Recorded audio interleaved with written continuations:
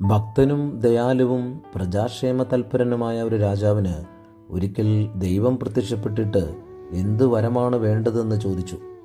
എളിമയോടുകൂടി രാജാവ് വരങ്ങൾ നിരസിച്ചു.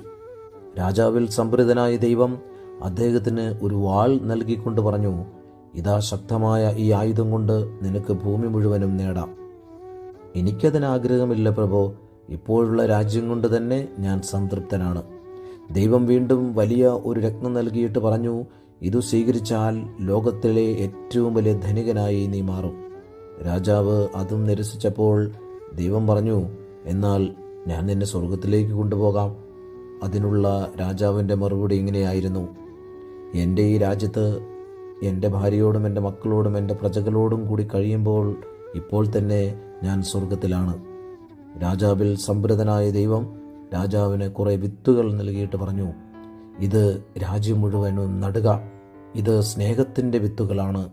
നിന്റെ രാജ്യം സ്നേഹരാജ്യമായിരിക്കട്ടെ. കൊറിന്ത്യസുകാർക്ക് എഴുതിയ 1-ാം ലേഖനം 13-ാം അധ്യായം 13-ാം വാക്യം ഓർമ്മിക്കുന്നത് നല്ലതാണ്.